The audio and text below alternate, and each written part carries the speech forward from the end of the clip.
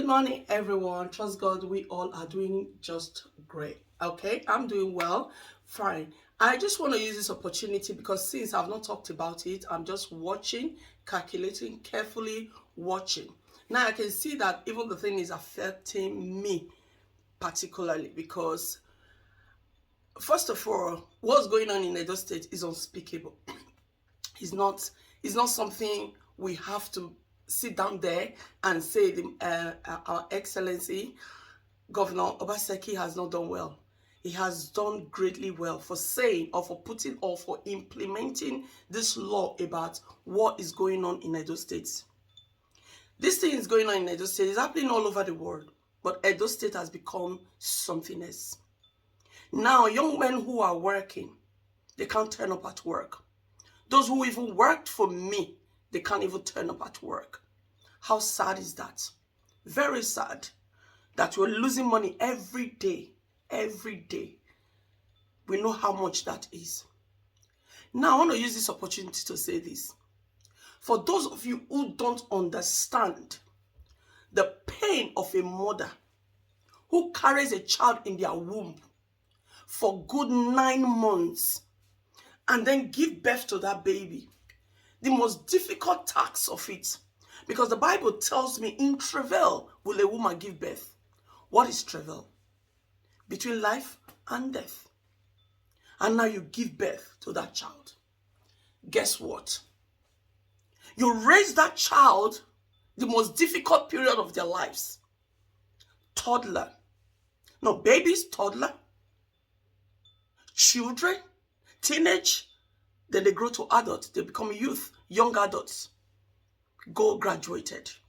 Some mothers sell peanuts, sell things, go to the farm just to make money to feed their children, just to look after their children, so that their children can give them better life, so that their children can be there for them. But sadly, the time that woman wants to enjoy the fruit of her labor, the son life is cut short. And we all sat down there. Why I've not made any video since concerning this? I was watching the cyberspace, the Nigerian cyber, most especially the Edo cyberspace, who is covering so many things with politics, talking trash, because you don't know the pains. Most of you live in diaspora. You live in abroad. You wake up anytime you want to wake up. You sleep when you want to sleep. You go on the street anytime you like. But you don't get bad news because you don't have siblings. Sometimes, why will some of you wait until something happens to you before you understand the gravity or the pains of it? You don't do that. You don't do that. When you see good things, take it. This man has just given us, those of us who work genuinely hard, we worked for our money. We are not thieves. Guess what? He's just giving us butter on top of our breads. Implementing this law about what's going on in Nigeria, in courtism. Do you know that years ago in Italy, that was what happened? They were buying their self. Somebody can just hold a machete and look into somebody's life and just... Then the Italians said, no, this can't be happening. Guess what they did? They rang Nigeria. Instead of deporting them, Nigerians said, don't deport them, or don't bring them. The governor the president at that time, I can't remember his name, he said, no, in Nigeria, we buy them. Do whatever you want to do to them. Guess what the Italians did?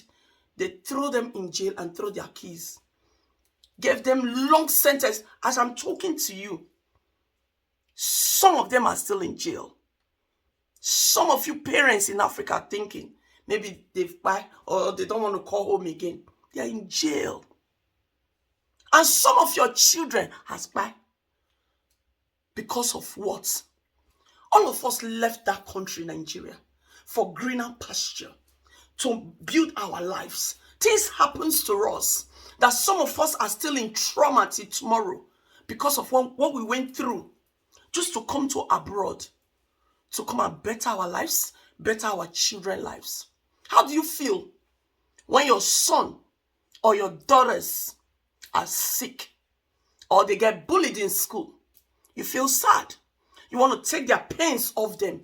Then imagine your daughter or your son, your precious son in Nigeria, is being cut short. How will you feel? Right now, I have been told right now, between January till date, it came out from the mouth of the Excellency. Over 150 humans cut short. In that humans, there is a doctor, there is a lawyer, there is a prime minister, there is all sorts in there, but they're just gone. The ground has swallowed them. That's the figure they know. What about the figure they don't know? It's not in abroad that every figure must be, So you, who cannot see the good things, who cannot identify the brilliant thing our Excellency has just given to us, shame on you. I will urge you all, as a Nigerian citizen, you have your platform. Speak out for this. You have sons and brothers, cousins, nephew in Nigeria. I will say, speak out. Give accolade where accolade is belong to. Give kudos to who kudos is given to. Look at the Arise News. Every time you see them talk about Edo State, they give Obaseki, our Excellency, they give him kudos to say, well done to him. Right now, minimum wage in Nigeria, just how much? 30,000. And they are still negotiating. Negotiating for how much? They're saying 60,000. No, 100 something. No, this. But in Edo State is the only state right now, 70,000. And you guys cannot come out and say, well done. Use your tongues to count your teeth and know what you want for yourselves. Gone those days. Gone those days that you and I wants to take law into our hands. Excellency, I want to use this opportunity to say thank you. Thank you so much. Thank you.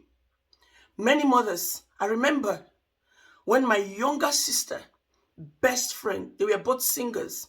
He was a good singer. He was a pastor, children pastor, if I'm not mistaken. And my sister was a good singer.